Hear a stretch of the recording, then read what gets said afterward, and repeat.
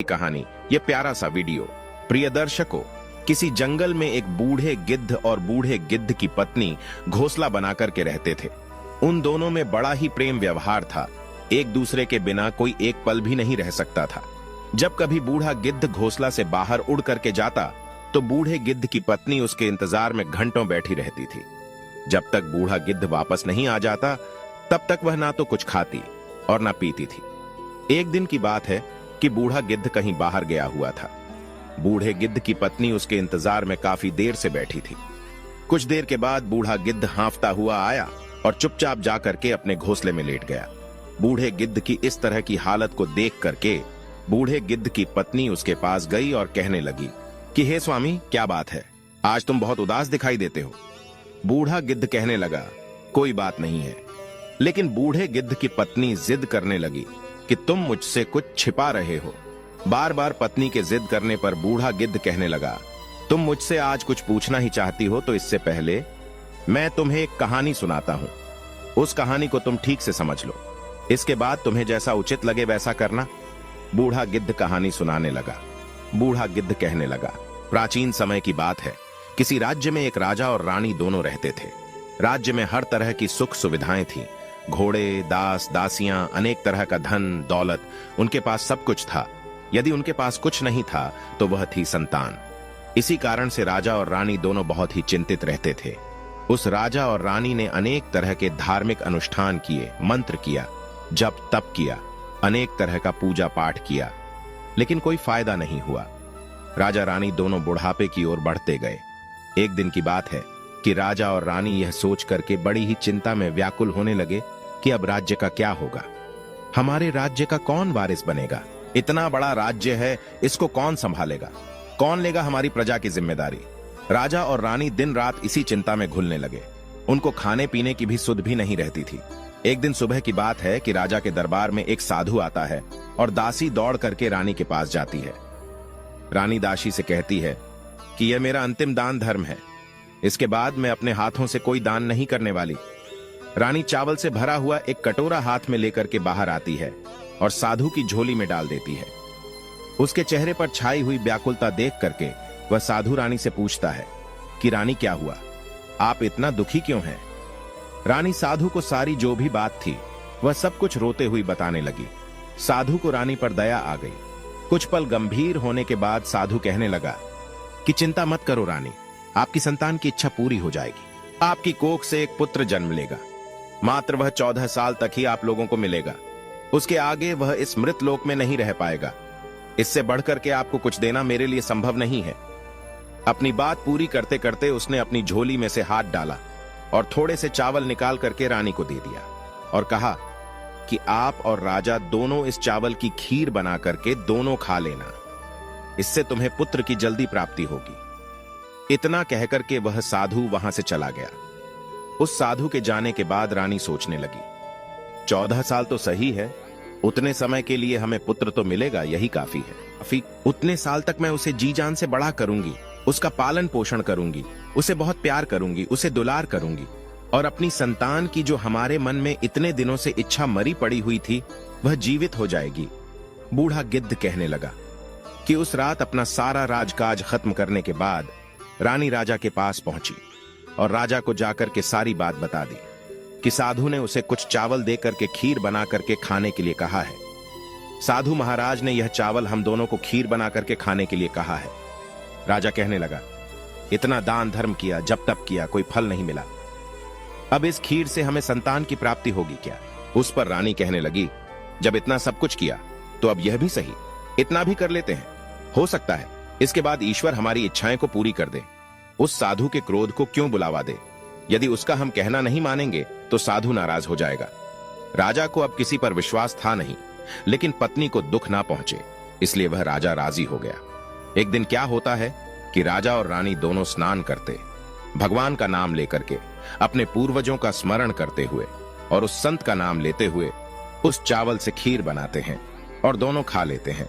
उसके बाद निश्चिंत होकर के राजा और रानी दोनों सो जाते हैं। कुछ दिन बीत जाते हैं और साधु द्वारा कहे के अनुसार रानी गर्भवती हो जाती है। उस पर राजा रानी बहुत ही खुश होते हैं और उनकी खुशी फूले नहीं समाती हैं। राजा रानी से कहने लगा कि महारानी, सचमुच साधु महाराज की कृपा हमारे ऊपर बरस पड़ी है। जब उसका समय पूरा हुआ, 9 माह के बाद पूरे समय के अनुसार रानी ने एक बहुत ही सुंदर पुत्र को जन्म दिया। बड़ा ही तेज था उसके चेहरे पर, मुखमंडल उसका चमक रहा था। राजा ने बड़ी धूमधाम से पुत्र के नामकरण और सारे राज्य में कई दिनों तक भंडारा चलवाया। उत्सव मनाया गया और अब पुत्र की कुंडली को देखने के लिए राज्य के सबसे बड़े विद्वान पंडित को राजा ने बुलाया। पंडित जी ने जब उस पुत्र की कुंडली को देखा तो पंडित जी कुंडली देख करके बहुत चिंतित हो गए। कहने लगे कि महाराज, जो ये पुत्र है सिर्फ 14 साल तक जीवित रहेगा। राजा को इस बात की भनक भी नहीं थी। रानी को भी साधु महाराज की बात याद आ गई। दोनों चुप रह जाते हैं। उसके बाद राजा और रानी बड़े लाड प्यार से बेटे का पालन पोषण करते हैं। उस बेटे की हर ख्वाहिश को, हर चीज को वो पूरी करते थे। थोड़े समय के लिए ही सही, भगवान ने संतान की अपनी मुराद पूरी कर दी थी। इसे वह हमेशा अपना किस्मत मानते थे। राजपुत्र दिन प्रतिदिन बड़ा होता गया। जब वह 7 साल का हो जाता है तो राजा एक अच्छे गुरु की नियुक्ति करके उसे पढ़ाई लिखाई में राजश्री शास्त्र और घुड़सवारी आदि 12 विद्याओं का शिक्षण कराते हैं। जब वह सब शास्त्र और विद्या में पारंगत हो जाता है और 12 साल की उम्र का वह जब बालक हो जाता है, तब एक अच्छी सी राजकन्या को देख करके उस बालक की शादी करवा दी जाती है। 2-3 साल बीत जाते हैं। बेटा जब 14 साल का हो जाता है तो एक दिन वह राजपुत्र राजा से कहता है कि पिताजी, मैं अपने राज्य को घूम करके देखना चाहता हूं। आज तक मैंने इस राज्य दरबार के और इस महल के सिवाय मैंने बाहर कुछ नहीं देखा है। बेटे की बात को सुन करके राजा बड़ा परेशान हो जाता है, क्योंकि पुत्र को 14वां साल शुरू हो गया था। अब कोई अनहोनी होने का वक्त नजदीक आ पहुंचा था। लेकिन राजा ये सब बातें पुत्र को नहीं बता सकता था। वह क्या करता कि चेहरे में खुशी ला करके बेटे से कहता, हाँ हाँ जरूर जाओ बेटा, तुम्हें अपना सारा राज्य घूम करके देखना चाहिए। कहां क्या है यह सब जानना बहुत जरूरी है। कल मेरे बाद तुम्ही को इस राज्य का राजा बनना है। मात्र एक बात का ध्यान रखना, तुम जहां जा रहे हो, क्या कर रहे हो, यह बात अपनी पत्नी को कभी मत बताना। पुत्र कहता है, ठीक है पिताजी, आपने जो भी कहा है मैं वैसा ही करूंगा। एक दिन क्या होता है कि राजपुत्र दिन भर अपनी पत्नी के साथ मौज मस्ती करता है, खुशियां मनाता है और रात को ठीक 12 बजे बिस्तर से उठ करके बाहर चला जाता है। फिर सुबह होने से पहले वह वापस अपने महल में आकर के सो जाता है। ऐसे बहुत दिनों तक चलता रहा। अब पुत्र का 14वां साल खत्म होने में कुछ ही दिन समय शेष रह गया था। एक दिन की बात है कि उसकी पत्नी छोटी रानी रात में जाती है। रानी देखती है कि बिस्तर पर जो वह राजकुमार हैं वह नहीं है। महल में सब जगह देखती है, खोजती है, पर वह कहीं नजर नहीं आता है। क्या करेगी, किससे कहेगी, वह चुपचाप रहती है। फिर सुबह होने पर वह देखती है कि उसका पति अपने बिस्तर पर सोया हुआ है। वह पति से कुछ नहीं पूछती, लेकिन दूसरी रात भी वैसे ही होता है।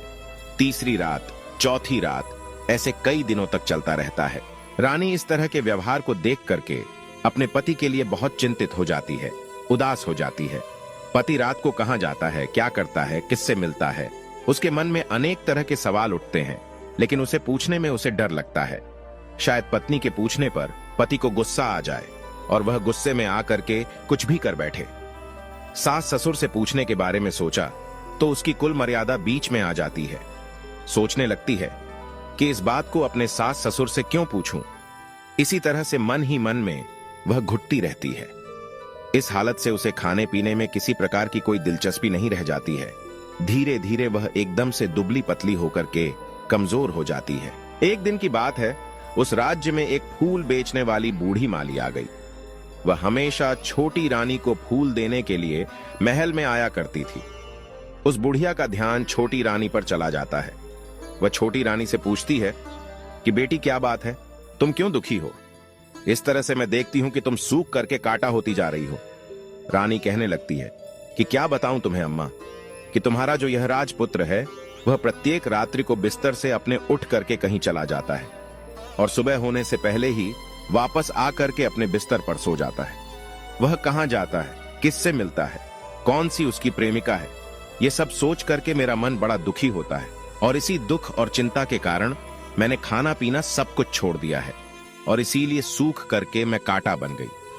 बुढ़िया की बात सुन करके उसे एक उपाय बुढ़िया बताती है।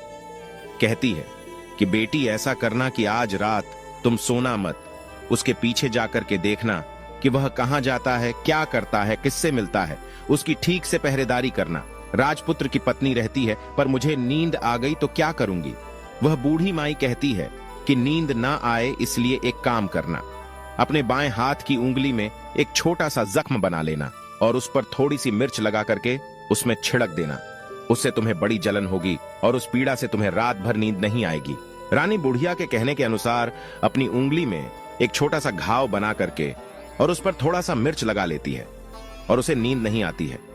लेकिन थोड़ी देर के बाद जब वह सो जाती है, दूसरे दिन सुबह बुढ़िया जब फूल लेकर के आती है, उसके महल में पहुंचती है और पूछती है उससे कि क्या हुआ बेटी, कि देख पाई क्या, तुम्हारा पति कहां जाता है।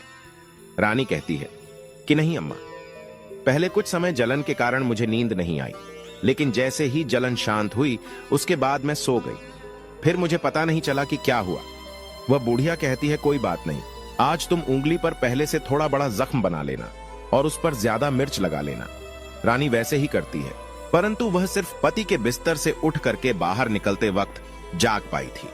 वह उसके पीछे नहीं जा सकी क्योंकि उसकी आंखें उस समय तक मूंद गई थीं। उसे नींद आ चुकी थी। दूसरे दिन सुबह जब वह फिर बुढ़िया आती है और रानी से पूछती है तो रानी रो करके कहने लगती है कि अम्मा, आज भी उसकी पहरेदारी में ठीक से नहीं कर पाई। बुढ़िया कहती है कि बेटी, सब कुछ ठीक हो जाएगा, तुम आज रात जख्म और बड़ा करना और उस पर ज्यादा मिर्च के साथ नमक भी लगा लेना। और एक काम करना बेटी, वह जब जाने के लिए निकलता है तो उसका रास्ता रोक करके उसके सामने खड़ी हो जाना। बुढ़िया ने जैसा बताया, रानी वैसा ही करती चली गई। आज रात उसे नींद नहीं आ रही थी। पति रात के 12 बजे बिस्तर से उठ करके जब महल से निकलने के लिए आगे बढ़ता है तो वह बुढ़िया ने जिस तरह से उसे बताया था उसी तरह से रानी आकर के पति के सामने रास्ता रोक करके खड़ी हो जाती है। कहती है, कहां जा रहे हो और किससे मिलने के लिए तुम जा रहे हो, मुझे यह बताओ, इसके बाद मैं तुम्हें जाने दूंगी। पत्नी को इस तरह से देख करके वह राजपुत्र उसे बहुत समझाने की कोशिश करता है। कहता है कि देखो, अगर मैंने तुम्हें यह बात बता दी तो मैं तुम्हें दोबारा नहीं मिल पाऊंगा। पत्नी कहती है, कोई बात नहीं, ना मिल पाओ, लेकिन आप रात के समय कहां जाते हो, क्या करते हो, किससे मिलते हो, यह पहले मुझे बता दीजिए। वह राजपुत्र अपनी पत्नी के जिद के आगे बिल्कुल असहाय हो जाता है। पत्नी की जिद के आगे उसकी एक नहीं चलती। ठीक उसी समय उसका 14वां साल खत्म होने वाला था, 15वां साल लगने वाला था। वह सोचता है कि वह कुछ चावल को मंत्रों से सिद्ध करके अपनी पत्नी को दे करके कहता है कि देखो, इन चावल के दानों को दोनों हाथों में अपनी मुट्ठी में पकड़ लेना। पहले दाएं हाथ में पकड़े चावल मेरे ऊपर फेंक देना। मैं कौन हूं तुम्हें पता चल जाएगा।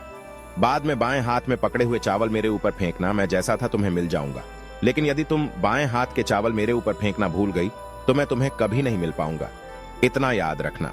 रानी बड़े आत्मविश्वास के साथ कह करके दाएं हाथ में पकड़े चावल पति के ऊपर फेंक देती है। वह जो राजपुत्र था एकदम एक घोड़े में परिवर्तित हो जाता है। एक सफेद घोड़ा, लंबी गर्दन, बड़ी बड़ी उसकी आयाल। देखते ही वह तेजी से दौड़ने लगता है। रानी उस घोड़े को देख करके एकदम से घबरा जाती है और पति ने बाएं हाथ के चावल फेंकने की जो बात कही थी वह सब रानी भूल जाती है। उसकी आंखों के सामने वह घोड़ा हिन हिना करके महल से बाहर चला जाता है। घोड़ा जो महल से बाहर जाता है तो वापस नहीं आता। अब रानी को बड़ा पश्चाताप होता है। वह स्वयं को कोसने लगती है, लेकिन अब उससे कोई फायदा नहीं होने वाला था। राजपुत्र वो वापस नहीं आने वाला था। जब सुबह होती है, महाराज और महारानी को जब बात पता चलती है तो उन्हें बहुत दुख होता है। दोनों बिस्तर पकड़ लेते हैं और अपने बेटे का इंतजार करने लगते हैं।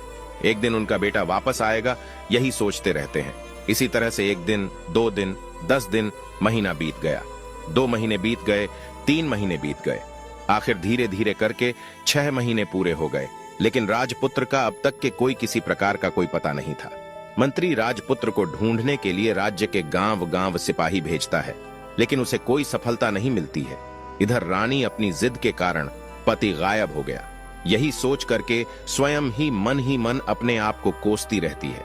और एक दिन वह प्रण लेती है कि कुछ भी हो जाए, मैं पति को किसी तरह से ढूंढ करके उसे वापस जरूर घर लेकर के आऊंगी। एक दिन की बात है कि सुबह उठ करके वह अपने सास ससुर के पास जाती है और कहती है कि मैंने अपने पति को जो भी मैंने पाप कर्म किया है और उसी के कारण मेरा पति यहाँ से नाराज होकर के चला गया है। मैं किसी भी कीमत पर अपने पति को खोज करके लाऊंगी और मैं अपने पति की खोज में जा रही हूँ। महाराज और महारानी को क्या चाहिए था? उनका पुत्र था, बेटा किसी तरह से उनको मिलना चाहिए था। वो बहू को जाने की आज्ञा दे देते हैं, कहते हैं कि बेटी तुम्हें जो चाहे वह करो, जहां जाना हो वहां जाओ, लेकिन हमारे बेटे को वापस लेकर के आओ, भगवान तुम्हें कामयाबी दे। अब रानी क्या करती है? वह शाही भेष बदल करके एक सेठानी बन जाती है और अपने साथ कुछ नौकर और दासियों को लेकर के, थोड़ा सा कुछ सामान अपने हाथ में लेकर के राज्य की सीमा पर जाती है और वहां एक बड़ा सा भोजनालय खोल देती है। वह आने वाले सब यात्रियों को वह मुफ्त में खाना खिलाने लगती है और उनसे कहती है कि तुम्हें जो खाना खाना है उसके लिए एक शर्त है। कोई अजीब चीज उसकी मालकिन को यानी राजकन्या को बतानी पड़ेगी। जो वहां आने वाला हर नागरिक अपनी तरफ से मैंने यह देखा है, मैंने वह देखा है, यह कहकर वहां से मुक्त खाना खाकर के जाता था। परंतु रानी को जो बात चाहिए थी वह अब तक नहीं मिल रही थी। ऐसे ही कई दिन बीतते गए। एक दिन क्या होता है कि रानी के महल फूल लेकर जाने वाली बुढ़िया के एक बेटा और बहू थे। उनका एक छोटा बेटा था, यानी बुढ़िया का एक पोता था। बेटा और बहू सुबह काम के लिए जब निकलते तो पोते को संभालने की जिम्मेदारी बुढ़िया पर रहती थी। बुढ़िया दिन भर पोते को अपने पालती थी। एक दिन होता क्या है कि बुढ़िया को पान खाने की बड़ी आदत थी। वह पान खाने के लिए उसे चूना चाहिए था। वह उसे तैयार करने के लिए सीपियां लेकर के आई और इन सीपियों को भूनने के लिए गोबर के कंडे चाहिए थे। कंडे इकट्ठा करने के लिए वह बांस की टोकरी लेकर के चरवाहे के मैदान में गई। वहां बहुत सारे कंडे थे। उन्हें जमा करते करते उसे घर आने में काफी अंधेरा हो चुका था। इस ओर शाम होते ही काम से वापस बेटा और बहू पहुंचे तो देखा कि बच्चा घर पर अकेला है और रो रहा है। वो दोनों गुस्से से आग बबूला हो गए। इतने में ही वह बुढ़िया घर आ गई। बेटा ने पूछा कि पोते को घर में अकेला छोड़ करके तुम कहां गई थी? वो बुढ़िया कहने लगी कि गोबर के कंडे इकट्ठे करने के लिए गई थी। इस पर जो उसका बेटा था वो कहने लगा, दोबारा बच्चे को अकेला छोड़ करके यदि घर से कहीं गई तो मैं तुम्हें बहुत मारूंगा।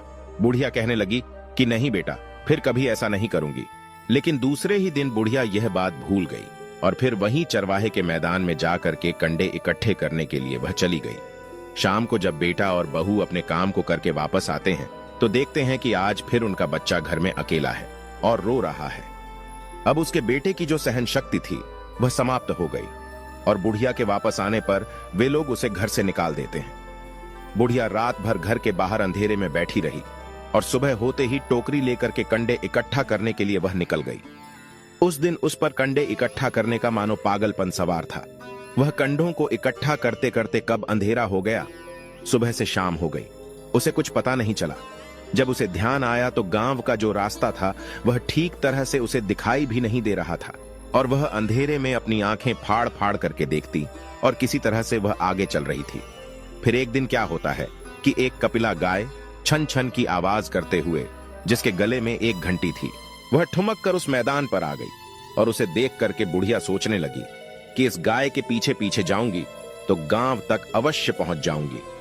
यही सोच करके वह बुढ़िया उसके पीछे पीछे चलने लगी। गाय क्या करती है कि उस मैदान से लेकर के एक एक करके 6 मैदानों को पार करती हुई आखिर में वह 7वें मैदान पर जाकर के पहुंच जाती है। तो वहां क्या होता है कि उस मैदान पर एक बड़ा सा पत्थर था, जिसे गाय ने जाकर के उस पत्थर को अपनी सींग मारा और हटा दिया। पत्थर जब हटा तो वह पाताल में जाने के लिए नीचे सीढ़ियां दिखाई देने लगी। जब वह गाय उन सीढ़ियों से नीचे जाने लगी तब बुढ़िया यह सब देखती रही और झट से जाकर के उस गाय की पूंछ को पकड़ लिया और पूंछ पकड़ करके वह गाय के साथ साथ नीचे पाताल लोक में पहुंच गई। पाताल में पहुंचते ही तुरंत गाय की पूंछ को बुढ़िया ने छोड़ दिया और इधर उधर देखने लगी।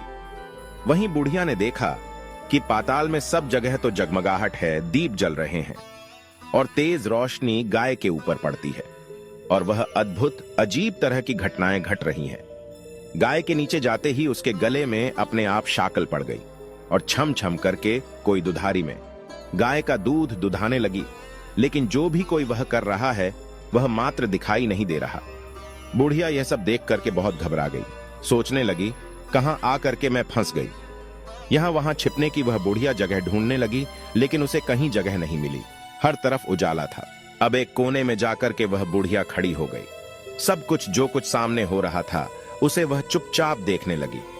कुछ पल के बाद वह झट से एक सफेद घोड़ा आया और वहां 2 कुंड थे। उसमें एक कुंड में उस घोड़े ने छलांग लगाई और ऊपर आ गए। अब उसे राजपुत्र का रूप प्राप्त हो गया। राजपुत्र बनने के बाद उसने दूसरे कुंड में पानी में स्नान किया। वहां रखे नए नए कपड़े पहने और एक सुंदर पलंग पड़ा था। उस पर आकर के बैठ गया। उसके सामने अपने आप 5 पकवानों की थाली आ गई, दूध की प्याली आई, पान आ गया और उसके सामने एक कौवा बैठा हुआ था। राजपुत्र ने खाना खाया, दूध पिया, पान सुपारी खाई और बिस्तर पर लेट जाने से पहले वह भगवान सूर्य का स्मरण करके सामने उसके रखे हुए कौवे से पूछने लगा कि कौवे कौवे, मेरे माता पिता क्या कर रहे हैं? कौवा कहने लगा, बेटे के शोक में वो डूबे हैं। वह कहने लगा कि राज्य को कौन संभाल रहा है? कौवा कहने लगा कि राज्य प्रधान संभालता है। राजकुमार ने पूछा कि मेरी पत्नी क्या करती है? कौवे ने कहा, उसने चौराहे पर आकर के भोजनालय शुरू किया है और आते जाते लोगों से वह हर रोज नई खबर के बारे में पूछती है। कौवे के यह कहते ही राजपुत्र कहने लगा, ठीक है। उसके बाद वह सो गया। बुढ़िया कोने में खड़ी होकर के यह सब कुछ देखती रही। ऐसी अद्भुत घटना उसने जिंदगी में पहली बार देखी थी। उसे अंदर ही अंदर बड़ी व्याकुलता होने लगी। वह अपनी भूख, प्यास सब कुछ भूल करके आगे क्या होता है यह देखने के लिए व्याकुल होने लगी। लेकिन उसके बाद और कुछ घटनाएं नहीं घटी थीं। इसी तरह से रात बीत गई, सुबह हो गई। सुबह होने पर पलंग पर सोया हुआ वह राजकुमार उठा और फिर से पहले वाले कुंड में छलांग लगाई। अब वह फिर से घोड़ा बनकर के कुंड से बाहर आ गया और बाहर आते ही वह तेजी से उस पाताल नगरी के बाहर निकल गया। लेकिन वह कहां गया, बुढ़िया को कुछ पता नहीं चला। उसके बाद पिछली रात की तरह कोई उस गाय को छम छम करके दूध धोने लगा। जैसे ही दूध धोना खत्म हुआ, गले में उसके रस्सी पड़ गई और जो रस्सी पड़ी हुई थी वो अपने आप खुल गई और वह गाय तेजी से ऊपर जाने वाली सीढ़ियों की ओर भागने लगी। गाय को उस तरह जाते हुए देख करके वह बुढ़िया सोचने लगी, अब गाय के साथ यहां से ऊपर जाना ही समझदारी है, नहीं तो कोई नई मुसीबत आकर के मेरे ऊपर पड़ जाएगी। झट से उस बुढ़िया ने गाय की पूंछ पकड़ी और गाय के साथ वह बाहर आ गई थी। गाय जब ऊपर मैदान में पहुंची तो सुरंग का रास्ता अपने आप बंद हो गया और उसके मुंह पर रखा हुआ बड़ा सा पत्थर वह पहले की तरह ही रखा गया। ऊपर आकर के वह गाय जंगल की ओर चली गई तो उधर बुढ़िया एकदम बावली सी होकर के पाताल नगरी में जो कुछ भी उसने देखा था जल्दी से जल्दी किसी को बताने के लिए वह व्याकुल होने लगी। एकदम से याद आया कि नगर की सीमा पर कोई औरत है जो भोजनालय चलाती है और नई बात बताने वाले को वो खाना फ्री में खिलाती है। ऐसा सोच करके वह सोचने लगी कि मैं क्यों ना जा करके उस औरत को बात बताऊं और यदि उसे यह बात पसंद आ गई तो बाकी जीवन खाने पीने की जो भी झंझट है उससे सब मुक्ति मिल जाएगी। बुढ़िया ने मन में विचार किया और तुरंत उस भोजनालय के द्वार पर टंगे हुए नगाड़े के सामने जाकर के पहुंच गई और जोर से नगाड़ा बजाना शुरू कर दिया। नगाड़े का इस तरह से बजना सुन करके मालकिन यानी छोटी रानी की मन में बड़ी प्रसन्नता होती है। सोचती है कि शायद कोई बड़ी बात लेकर के यहाँ आया है। रानी सिपाहियों को आदेश देती है कि जाइए और जो भी कोई आया है उसकी अच्छी तरह से खातिरदारी कीजिए। आदेश पाते ही सिपाही नीचे दौड़ करके गए तो एक बुढ़िया नगाड़ा बजा रही है। उन्होंने उस बुढ़िया से पूछा कि क्यों रे बुढ़िया, क्या हुआ, क्यों नगाड़ा बजा रही है? बुढ़िया कहने लगी, कुछ नहीं बेटा, यहाँ खाना मिलता है ना, इसीलिए आई हूं। खाना चाहिए मिलेगा, लेकिन मुझे तुमसे कोई नई बात जाननी है, वह बात तुम्हें पहले बतानी पड़ेगी। गुड़िया ने कहा कि हाँ बताऊंगी, एक बात मालूम है मुझे। इस पर सिपाही उसे अंदर लेकर के आए। उनको मालकिन का आदेश था कि जो कोई बूढ़ा बुजुर्ग वहां आए उनके साथ अच्छी तरह से पेश आना और उनका अच्छा से आदर सत्कार करना और सेवा करना।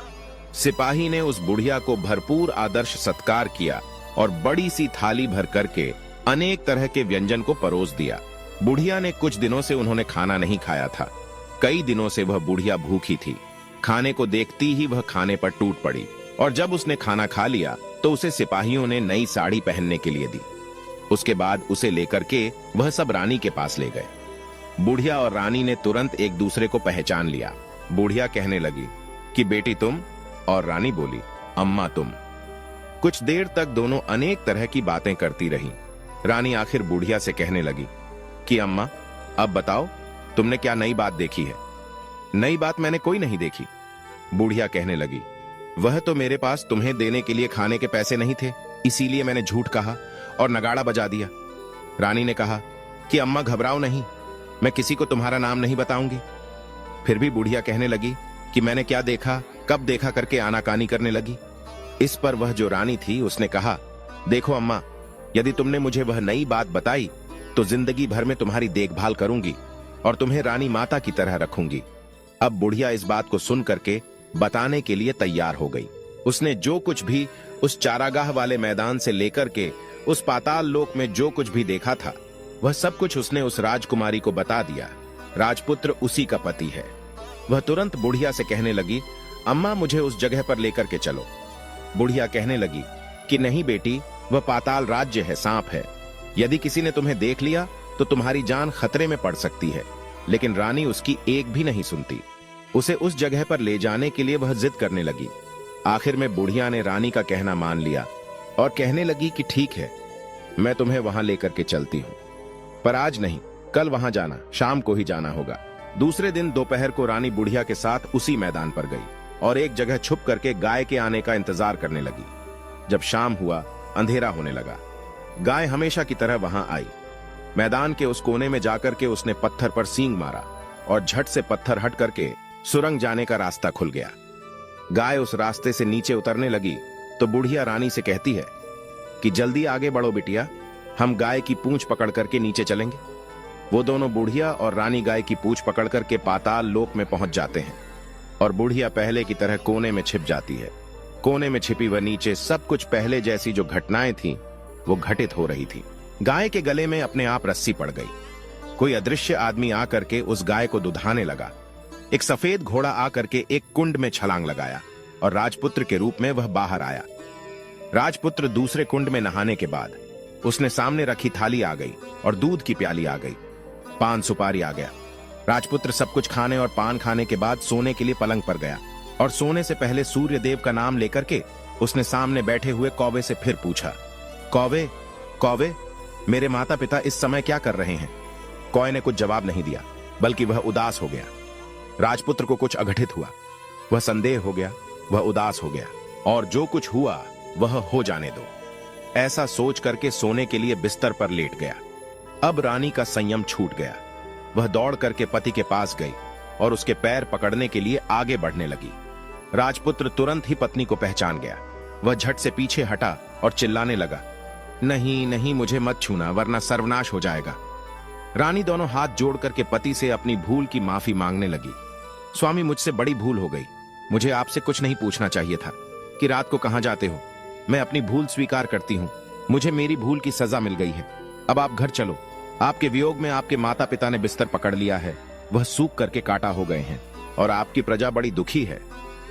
उस पर राजपुत्र कहने लगा, वही तो एक बार तुम गलती कर बैठी हो, अब दोबारा मत करना, नहीं तो तुम्हें जो दिख रहा हूं वह भी नहीं दिखूंगा। रानी रोने लगी, जोर जोर से जमीन पर सर पटकने लगी। राजपुत्र के मन में रानी के प्रति दया आ गई। वह उससे कहने लगा, यदि तुम मुझे पाना चाहती हो तो तुम्हें एक काम करना होगा। काम बड़ा कठिन है और वह काम तुम्हें अकेले ही करना होगा।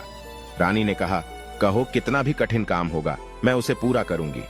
उस राजपुत्र ने कहा कि इस पाताल से ऊपर जाते ही तुम्हें एक बड़ा घना जंगल नजर आएगा और इस तरह के 6 जंगलों को पार करने के बाद जब 7वां जंगल तुमको मिलेगा तो उस जंगल के बीचों बीच में एक बरगद का पेड़ है और उसके आसपास जगह जगह पत्ते, फंदे, जुटाए कांटे आदि सब फैल चुका है। वहां बाघ, शेर, भालू, सांप सभी आकर के वहां बैठते हैं।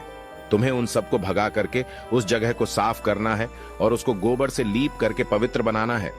वहां पर रंगोली सजा करके उसके बाद वहां पर धूप, दीप, अगरबत्ती करके फूल कुमकुम से पेड़ के तने की पूजा करनी है और दूध दही से बने चावल का भोग चढ़ाना है। यह सब तुम दोपहर के 12 बजे से पहले करना होगा और 12 बजे के समय तुम्हें उस जगह पर बैठ करके सूर्य भगवान का मंत्र का जाप करना है।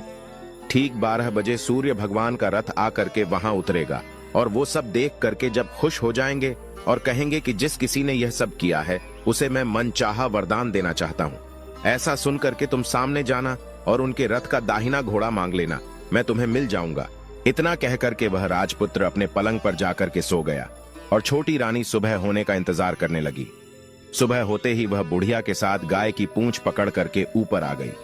ऊपर आने के बाद वह बुढ़िया से कहने लगी, अम्मा, अब मैं अकेले आगे जाऊंगी, तुम भोजनालय को वापस चली जाओ। वह जंगल में जाकर के राजपुत्र के द्वारा बताई गई जो भी बात थी वह ढूंढने लगी और स्वयं आरी से उस जगह सब कुछ काटने के बाद साफ सफाई किया, और जैसा उस राजपुत्र ने कहा था वैसे ही उसने उस जगह को साफ करके, लीप पोत करके और चंदन धूप दीप अगरबत्ती करके दूसरे दिन 12 बजने से पहले ही वहां जाकर के यह सब कुछ करती है और बैठ करके भगवान सूर्य का स्मरण करने लगी, जैसा कि उसके पति ने बताया था। दोपहर को ठीक 12 बजे सूर्य भगवान का रथ उस स्थान पर आकर के रुक गया। सूर्य भगवान ने जब रथ से नीचे देखा तो सुगंधित वातावरण देख करके वह बहुत प्रसन्न हो गए। कहने लगे कि जिस किसी ने यह काम किया है वह यहाँ आकर के मुझसे मन चाहा वरदान मांग ले, उसे मैं अवश्य दूंगा। रानी ने जब ये शब्द सुना तो बिना किसी संकोच के दौड़ करके वह सूर्य भगवान के सामने आई और उनको साष्टांग प्रणाम करके कहने लगी, भगवान वह मैं ही हूं, मैंने इस जगह को साफ किया है। अच्छा, तो तुम्हें जो चाहिए वह वरदान मांग लो। भगवान, मुझे आपकी रथ का दाहिना घोड़ा चाहिए। सूर्य भगवान बोले, नहीं नहीं, मैं तुम्हें इसे नहीं दे सकता। मैं किसी भी तरह से तुम्हें रथ का यह घोड़ा नहीं दे सकता। मेरे रथ में 12 घोड़े हैं। तुम चाहो तो कोई और घोड़ा मांग लो, लेकिन यह दाहिना घोड़ा मत मांगो, वो मैं तुम्हें नहीं दे सकता। छोटी रानी ने एक भी नहीं सुना। वह सूर्य देव से एक ही बात कह रही थी कि हमें और कुछ नहीं चाहिए, आपके रथ का सिर्फ दाहिना घोड़ा ही चाहिए। वह सूर्य भगवान के पैरों में कहने लगी कि मैं अपनी जान दे दूंगी। सूर्य भगवान के पास धर्म संकट पड़ गया। उन्होंने वचन दे दिया था, अब अपने वचन से पलट नहीं सकते थे। उन्होंने कहा, ठीक है, दे दिया तुम्हें घोड़ा। सूर्यदेव ने कहा कि फिर एक बात और कही, देखो, मैंने तुम्हें घोड़े को तो दे दिया, लेकिन वह तुम्हें यहां नहीं मिलेगा। तुम्हें उसे जाकर के पाताल लोक से लाना होगा। रानी कहने लगी, पाताल क्या भगवान, मैं उन्हें पाने के लिए कहीं भी जा सकती हूं और किसी हद तक कुछ भी कर सकती हूं। रानी को वचन देकर के सूर्यदेव अपने मार्ग में चले गए और इधर रानी जंगल से अपने भोजनालय में आ गई। अब वह उस बुढ़िया को लेकर के उस मैदान पर आ गई। जल्दी ही शाम हो गई। शाम होते ही वहां पर गाय पहुंची और गाय की पूंछ पकड़ करके वह दोनों वहां पर पाताल लोक में जाकर के पहुंच गई। रानी और बुढ़िया जल्दी जल्दी नीचे जो कुछ भी पाताल लोक में घटनाएं थीं, वह सब पहले की तरह ही घटित होने लगी। घोड़े का एक कुंड में स्नान करके राजपुत्र बनना, नहा धो करके पलंग पर जाकर के बैठना और खाने पीने की थाली उसके सामने आना। जो कुछ पहले हुआ था वह सब उसी तरह से हो गया, लेकिन आज एक नई बात घटी थी। आज 2-2 थाली, 2-2 दूध की प्याली उसके सामने आए। अपने हिस्से की थाली खा करके, दूध पी करके, पान खा करके वह सोने के लिए चला गया और हमेशा की तरह सोने से पहले वहां बैठे कौवे से वह पूछने लगा, कौवे कौवे, मेरे पिता क्या करते हैं? उस कौवे ने जवाब दिया कि वह दोनों तुम्हारे शोक में मरने की स्थिति में पहुंच गए हैं। ऐसा कौवे के मुख से सुनते ही राजपुत्र की आंखों से आंसू बहने लगे। फिर वह पूछने लगा कि कौवे कौवे, मेरा राज्य कौन चला रहा है? वह कौवा कहने लगा कि तुम्हारा राज्य प्रधान चला रहा है और वह सब कुछ हड़प चुका है। वह प्रजा पर बहुत अत्याचार कर रहा है। यह सुन करके राजपुत्र को बड़ा गुस्सा आया। वह गुस्से में अपनी मुट्ठी को भींचने लगा। पूछने लगा, कौवे कौवे, मेरी पत्नी इस समय क्या कर रही है? कौवा कुछ नहीं बोला, चुप रहा। अब रानी का संयम जवाब दे चुका था। वह दौड़ करके पति के गले में जाकर के पड़ गई। राजपुत्र कहने लगा, अब मैं तुम्हें मिल गया। रानी कहती है, सच कहते हो, अब आप फिर से घोड़ा तो नहीं बनोगे? राजपुत्र ने कहा, नहीं, मैं दोबारा घोड़ा नहीं बनूंगा। तुमने जो इतने सारे कष्ट उठाए हैं मुझे पाने के लिए, इसलिए सूर्य देव ने मुझे सदा के लिए घोड़े के जन्म से मुक्त कर दिया है। राजपुत्र ने बड़े प्यार से कहा और उसे गले लगाया और उसके आंसू पोंछे। और उसके बाद वह जो वहां पर कौवा बैठा हुआ था वह कहने लगा कि हे राजकुमार और राजकुमारी, तुम दोनों जाने से पहले मेरी 3 बातें याद रखना। कौवा राजकुमार से कहने लगा कि पत्नी चाहे कितनी भी प्यारी हो, आप उसे कितना भी मानते हो, लेकिन यह 3 बातें उसको कभी नहीं बताना। पहली बात, जिस बात को बताने से आपके ऊपर और आपके परिवार पर संकट आने वाला हो, उस बात को पत्नी को कभी नहीं बतानी चाहिए। दूसरी बात, ऐसी बातें जिनको आप गुप्त रखना चाहते हैं, किसी के साथ शेयर नहीं करना चाहते, वह बातें भी पत्नी को नहीं बतानी चाहिए, क्योंकि स्त्रियों के पेट में कोई भी बात नहीं पचती है। इसीलिए गुप्त बातों को पत्नी को कभी नहीं बताना चाहिए। जिस बात को बताने से आपकी जान को खतरा हो, और आपके माता पिता को कष्ट हो, आपके परिवार पर संकट आ जाए, ऐसी बात को भी स्त्री को कभी नहीं बताना चाहिए। कौवे की बात को सुनकर के वह दोनों ने कहा, ठीक है, जैसी गलती हम लोगों ने पहले की है, अब वह दोबारा गलती मैं नहीं करूंगी।